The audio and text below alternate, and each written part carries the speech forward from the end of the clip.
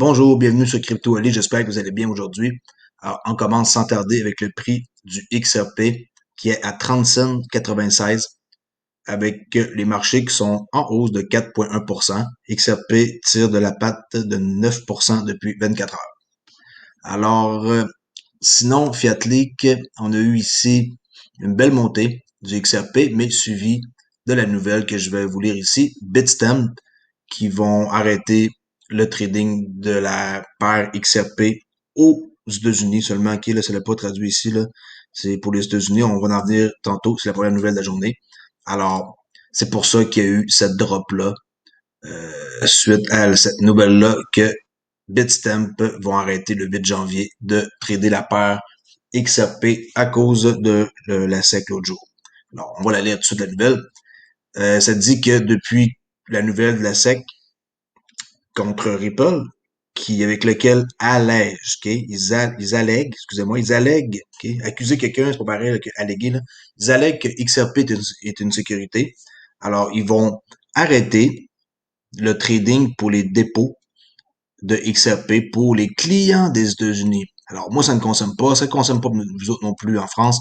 Alors, soyez pas inquiets, vous pouvez toujours utiliser Bitstamp, c'est pas un problème. C'est juste les clients américains qui sont affectés. Alors, à partir du 8 janvier 2019 à 9 heures du soir, UTC, le temps, ils vont arrêter. Alors, tout le reste, les clients des autres pays ne sont pas affectés. OK? Ça, c'est annoncé aujourd'hui. C'est sur leur site le 25 décembre, jour de Noël. Alors, ici, je vais vous montrer une publicité de SBI VC Trade que j'ai trouvé qui parle de la crypto-monnaie. On voit à la fin comme de la monnaie, là. Vous allez voir, c'est un peu étrange leur publicité. SBI VC Trade, ils ont comme une femme qui porte parole. Puis, c'est une plateforme de trading qui va utiliser, entre autres, le XRP. Et SBI, c'est une division de SBI qui détiennent, je vous rappelle, 50% de XRP.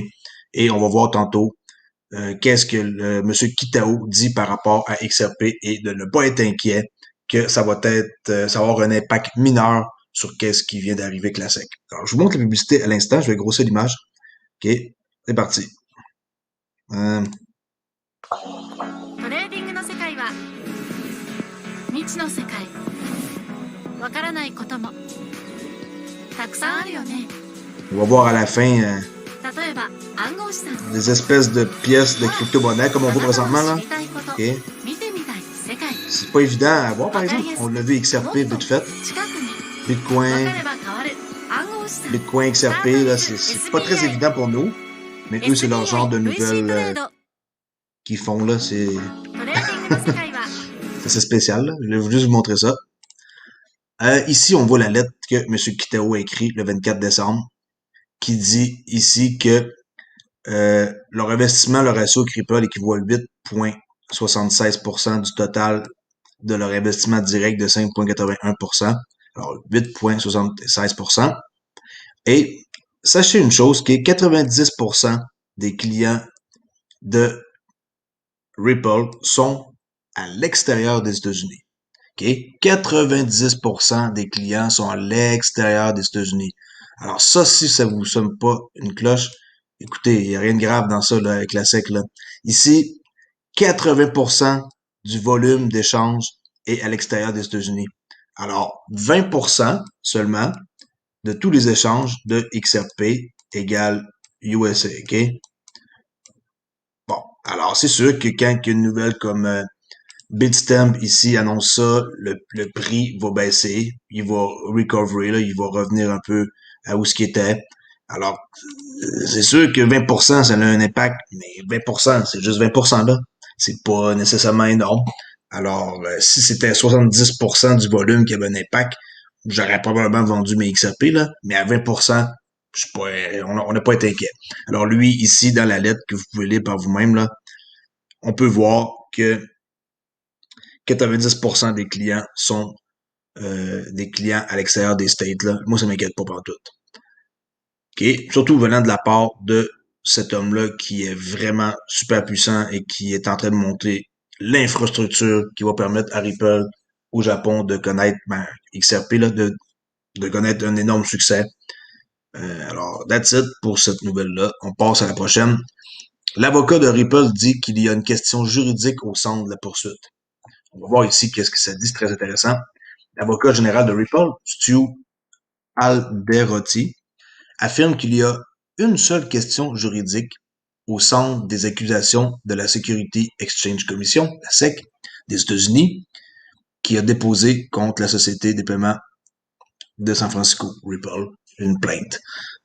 Alors, Alderotti se demande pourquoi la plainte de la SEC, qui remonte à 2013, okay, n'a pas été déposée pendant 7 ans.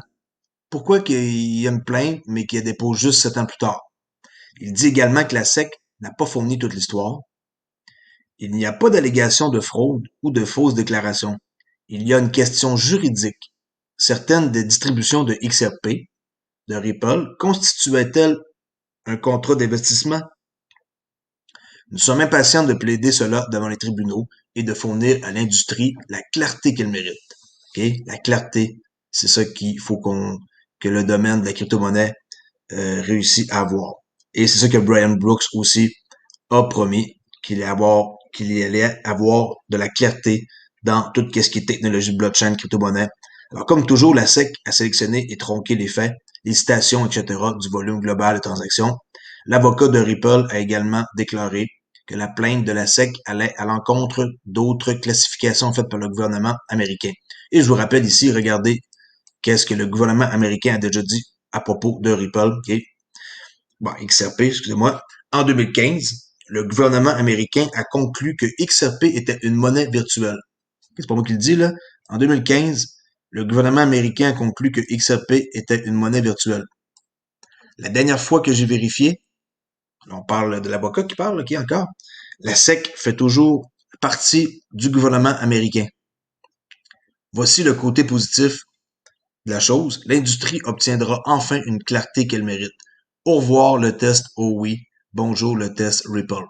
Ça, le test oh oui, s'il y en a qui savent pas c'est quoi, vous pouvez aller voir quand ils veulent savoir si, exemple, quelque chose est un titre, okay, comme par exemple XRP, ils vont faire le oh oui test. C'est comme il y a plusieurs critères, là, je sais pas c'est quoi les critères, là, je pense qu'il y en a 5 critères de mémoire, je sais pas, là, je sais juste qu'il y en a 5. Puis, vous pouvez les voir, là, puis tenez, écrivez ici OWI test sur Google, puis vous allez voir qu'est-ce que ça va donner. Alors, lui, quand il dit au revoir le test OWI, bonjour le test Ripple, je crois qu'ils vont refaire le test, mais avec Ripple. C'est pour ça que lui, il dit que c'est le nouveau standard. Bonjour le test Ripple. C'est un peu comme ça que je peux le voir. Ils vont sûrement refaire un test pour mettre de la clarté dans tout ça. Et je crois que c'est vraiment une phrase importante ici, là, que le gouvernement américain a conclu que l'XRP était une monnaie numérique en 2015. Là. S'ils ont dit ça en 2015, là, pourquoi ils changeraient leur avis comme ça 5 ans plus tard? Ici, une job d'ingénieur logiciel RippleNet à San Francisco. Vous pensez que la compagnie va arrêter de vivre? Inquiétez-vous pas, il y a de la job chez Ripple. Il y a beaucoup, beaucoup de jobs et beaucoup de personnes qualifiées qui sont demandées. Alors, une job ici d'ingénieur de logiciel RippleNet. Ici, j'ai trouvé un truc sur MoneyGram qui m'a un peu surpris. Vous allez voir les gens, quand il y a des accusations contre quelqu'un avec qui il est partenaire, les gens, ils vont se dissocier et faire semblant que qui sont pas trop en affaire avec ou qui utilisent pas leur technologie ou c'est comme qu'ils sont plus trop amis là. Alors ici, il est intéressant de noter que MoneyGram dit qu'il n'utilise pas la plateforme de la liquidité sur demande ou RippleNet. Pas vous lire au complet, je vais vous lire qu'est-ce que je trouve important. Là, on voit ici euh, le PDG, OK, de MoneyGram, Alex Holmes, excusez-moi, j'ai oublié son nom. Nous réglons littéralement les devises en secondes. OK? Désolé, mais si il règle les devises en secondes, il utilise RippleNet. OK? Ici, il dit, aujourd'hui, nous avons intégré Ripple à notre processus de trésorerie standard pour exécuter des transactions en devises 24/7. Au cours du trimestre, nous avons continué d'augmenter notre utilisation de produits de liquidité à la demande de Ripple, ODL, pour une partie de nos besoins de financement quotidien au Mexique. C'est là qu'il y a le plus gros corridor. Suite à ce succès, nous travaillons à étendre le partenariat à de nouveaux corridors avant la fin de l'année. Et là, le 16 décembre, Brad Garlinghouse, le PDG de Ripple, a tweeté sur le partenariat de son entreprise avec MoneyGram et comment MoneyGram a réglé des milliards de dollars dans le monde en utilisant XRP. Et là, on voit ici qu'il dit qu'il est vraiment comme surpris de voir comment c'est un gros succès, 140% d'augmentation pour des nouvelles commandes, nouveaux clients en ligne, 220% d'augmentation pour les transactions avec l'application et 11 mois consécutifs dans dans le 3 chiffres et plus pour les paiements transfrontaliers. Alors ça, avec l'entrevue ici de Julia Chatterley de CNN, on peut voir là l'entrevue qui datait environ de cette date-là, OK? Le 16 décembre, ouais.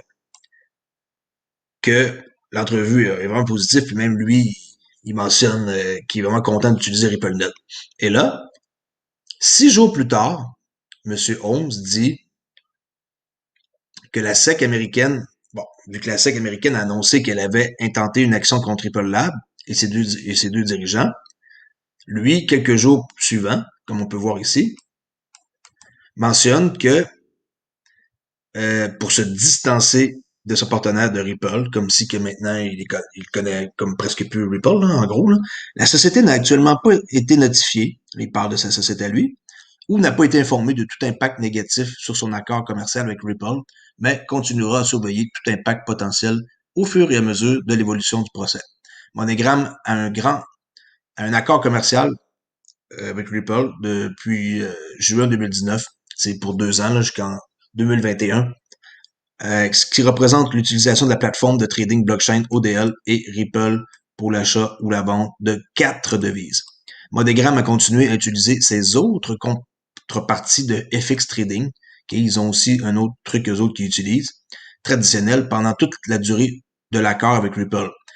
Et ici, écoutez bien ce que je veux dire, et ne dépend pas de la plateforme Ripple pour résoudre ses besoins de trading FX.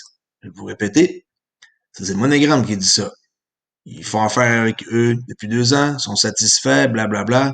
Et là, ici, il dit que Ripple ne dépend pas de leur plateforme pour ses besoins. Ils vont utiliser à place leur truc de trading FX, là, une espèce d'application qui permet de faire environ l'équivalent, mais j'imagine en plus cher et en moins rapide. Alors, si la déclaration publique de MoneyGram est factuellement exacte, cela signifie que même s'ils utilisaient XRP via XRapid, là, dans le temps, là, qui est ODL, la liquidité sous demande dans le passé, ils n'utilisent pas actuellement ODL ou RippleNet pour les transferts directs de fonds de consommation, probablement parce qu'ils craignent que s'ils devaient continuer à utiliser XRP, ils pourraient être affectés d'une manière ou d'une autre par son association avec Ripple. Quand les gens ils se passent des trucs avec la SEC, les gens ils vont avoir tendance à se dissocier. Alors, M. Alex Holmes fait de même avec Ripple. Rien d'autre de spécial aujourd'hui, c'est plutôt tranquille dans les nouvelles.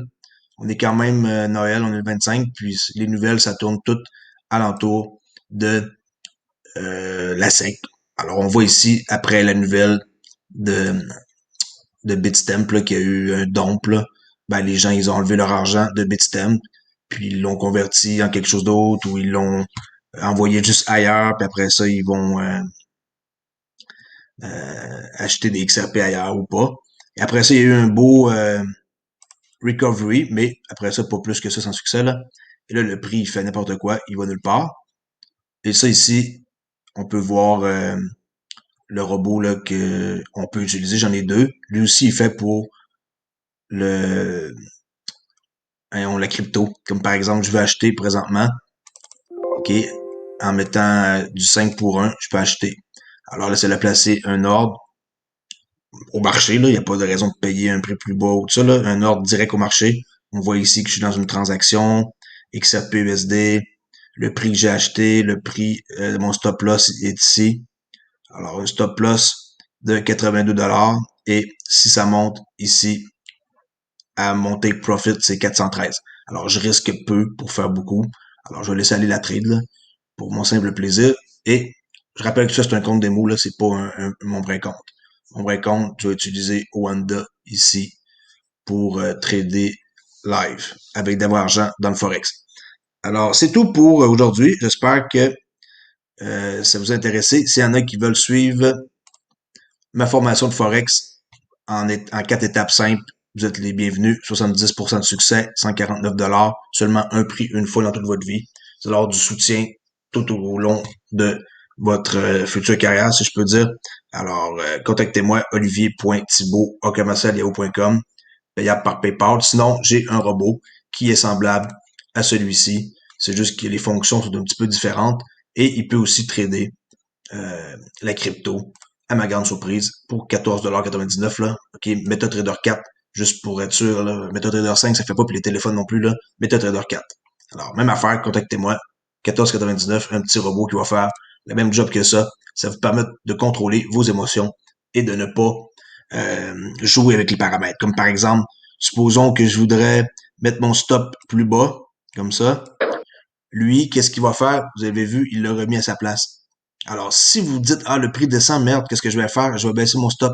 Je suis prêt à accepter plus de risques. Le robot, il va vous interdire de le faire. Alors, c'est à ça que ça sert. Si vous n'êtes pas capable de contrôler vos émotions, lui, le robot, il va le faire à votre place. À moins de fermer la position ici, en perte, là, par exemple, ça, c'est vous qui décidez. Alors, par exemple, si je ferme, pouf, c'est terminé. La position, je l'ai vendue. Puis, ben, je t'en perte, là, naturellement, là. Ça, c'est tous des tests que je fais, là. Il n'y a aucun truc sérieux là-dedans, c'est que des tests. Alors, on regarde ici la date. Bon, c'est ça que je viens de faire comme transaction XRP USD. OK. Alors, that's it pour aujourd'hui. Crypto Ali, likez ma page. Je suis rendu à 809 abonnés. Je suis vraiment agréablement surpris. J'espère que ça va continuer comme ça. Jusqu'au temps que je retourne travailler au 4 janvier. J'aimerais bien avoir 1000 abonnés. Ça serait super cool. Alors, aimez ma chaîne et n'oubliez pas aussi, j'ai un compte Twitter que je mentionne pas souvent. Euh, Pas parce que j'aime pas Twitter, c'est juste que je suis pas souvent là-dessus. Euh, c'est pas compliqué, c'est Olivier _ la petite barre par en bas, XRP. OK? Fait que si vous voulez me parler là-dessus, c'est sûr que je fais pas grand-chose à date. Je publie certaines affaires que je trouve drôles ou que j'aime ou que peu importe là, ou qui est sérieuse. Tout, je publie n'importe quoi par rapport à la crypto, mais j'utilise pas ça beaucoup à date là, pour jaser. Là, j'ai juste 42 followers. Alors ça n'a pas, on voit que ça n'a aucun lien avec mon nombre d'abonnés de ma chaîne qui est plus élevé là. J'ai 800, comme j'ai dit tantôt, j'ai 809 abonnés. Alors, ça représente pas du tout le même nombre de personnes qui sont ici, là, 42. Alors, allez vous abonner à mon compte Twitter. Peut-être que je vais commencer à utiliser ça, puis venez m'écrire des messages privés. Ça se peut que j'utilise cette fonction-là pour communiquer avec des gens qui ont des questions à me poser en privé. OK? Alors, merci beaucoup et je vous dis à demain pour une prochaine vidéo. Au revoir.